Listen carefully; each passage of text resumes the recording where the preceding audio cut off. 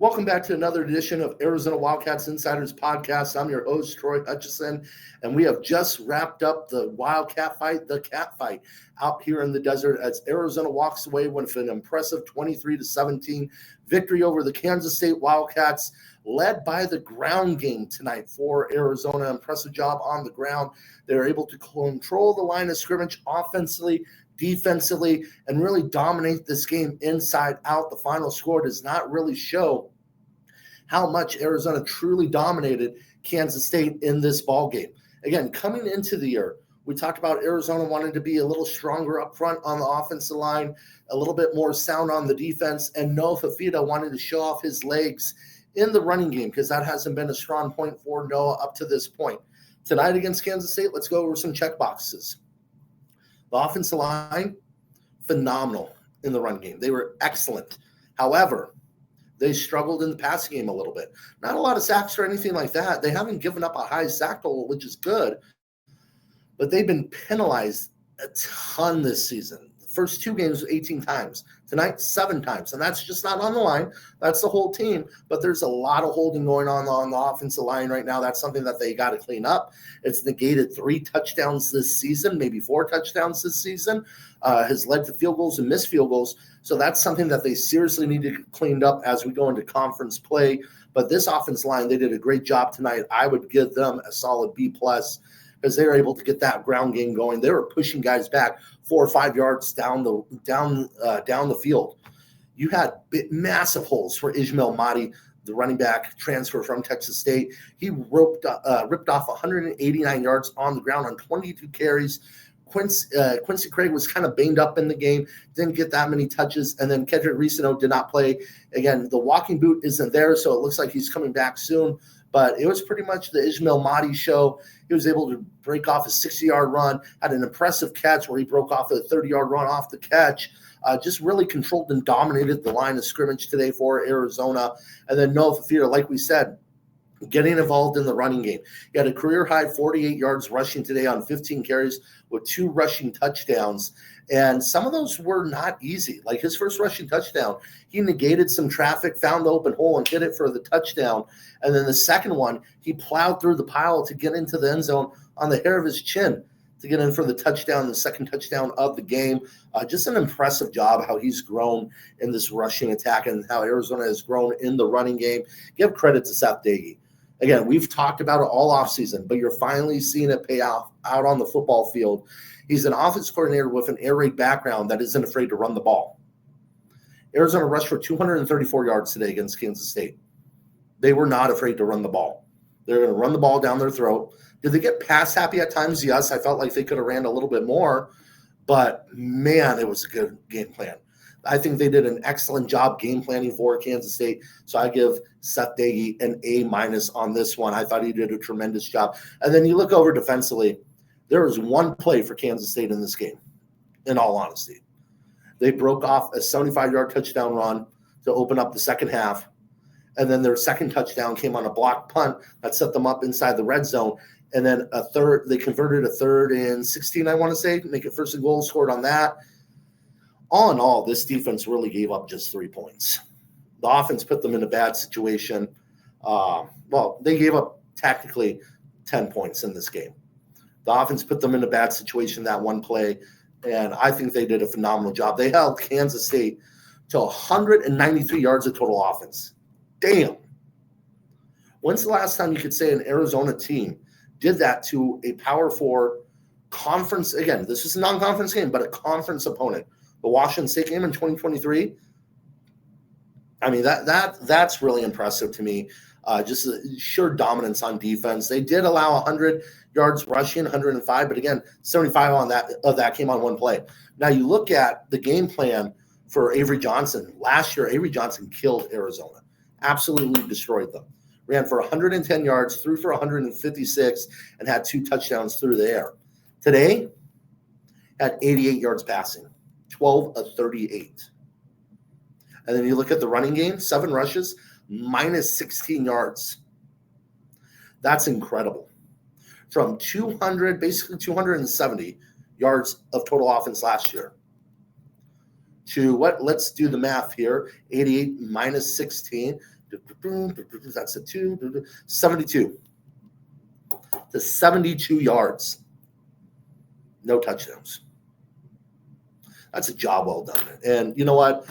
There are opportunities for the defense to get interception, to come up with a fumble. They let up on a couple plays. But, man, am I impressed with this defensive unit. This is an impressive defensive unit. I give the defense an A tonight. Maybe even an A+. No, we'll go an A. A-. A-. The 75-yard run kind of pissed me off a little bit because they shouldn't have allowed that. But I give the defense an A-. I give Danny Gonzalez and his coaching staff an A+. This defense, it's night and day. It's a 180 turnaround from last year. Again, injuries happened last year where they weren't able to overcome it. They were playing with walk-ons. I get that. They're not fully healthy. Traden Stukes isn't fully there yet. Trey Smith has been banged up. You have other guys out on defense. Marquise Groves-Killebrew has been banged up. You have other guys on the defense line that have been banged up. They're not fully loaded yet. And they're playing this well of football. They're playing this good of football early in the season. They're only going to get stronger. And defense travels.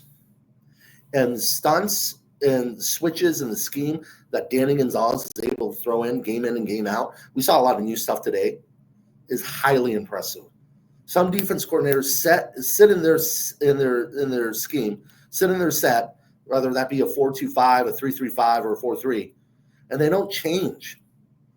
They say you're going to stop us by us doing our thing. No, you got to adapt, especially in today's college football. And Danny Gonzalez does such a great job of that. I give him an A+. Terrific job. Now look at the special teams. There's some glaring issues there right now. Again, I think they have the tools to be a good special teams unit. You have a muff punt. That set up Kansas State inside Arizona territory. That gave the defense only gave up 7 points. That gave Kansas State the ball inside Arizona territory. They go up 3-0 in the game. Then you have the block punt. Again, bobbled snap, bad snap too. And then you get a block. That sets up 7 points. Kansas State right there, that's 10 points. And then 2 missed field goals. I get it. There were long field goals, I think 41 and 50-something. Well, one was 60 yards right on the dot. And it's nothing against Michael Salgado Medina, but you're coming off of a year where you had Tyler Loop, maybe the greatest kicker in the history of this program. The 60-yarder I get. It's right before half. That's tough. He had the distance. It was just a little wide left. I get that. The 41-yarder, to put yourself up by 2 scores, under 3 minutes left in the game, you need to have that kick. Plain and simple. You need to have that kick. You need to make it. Do I think there's going to be a kicking change going into the Iowa State game? No. But you do have a bye week. So I think there will be self-evaluation there. Tyler Prezerico, again, I butchered his name. I do apologize. But Tyler, the freshman, has looked impressive in training camp. Michael Salgado Medina has looked impressive. But now you have the bye week. Maybe it's an open competition. Maybe not. Who knows? But there's definitely going to be some evaluation there.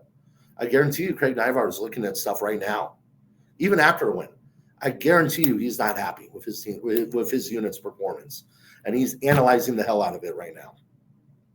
So it'll be interesting to see what Arizona does with the special teams unit moving forward. Now, Noah Fafita, man, there is a lot left out there on the field because of penalties. He would have had a passing touchdown. I think he finished with 160-something yards passing, 180-something yards passing. He would have been at 213, 230-ish in that range with a passing touchdown, a little bit better of a completion percentage. I give him a B+, maybe an A- because he did a great job on the ground. He extended plays under duress and under pressure, got out of some tight situations, and never really put the ball in harm's way. And I think that's the key here is 2 touchdowns today, 5 against Hawaii, 5 against Weber State, 2 against Hawaii. What is that? 9 touchdowns to 0 turnovers for Noah Fafita. Keep on that pace. Noah Fafita will be the best quarterback in the Big 12 this year if he keeps on that pace. Is he the best quarterback in the Big 12 right now? No. Is he a top 5 quarterback in the Big 12? Yes. Was he highly disrespected entering the season? Yes. Is he a top 50, let alone top 100 player in the country? Yes. So he's hungry and he's got to prove it, but he's doing a great job thus far at not turning over the football. It'll be exciting to see what kind of jumps he makes during the bye week entering the Iowa State game. Now, we'll have more coverage of Arizona's win over Kansas State for you on Arizona Wildcats on SI. Follow our Twitter at Arizona Wildcats on SI, or follow me, Troy Hutchison, at THutch1995, and we'll see you next time.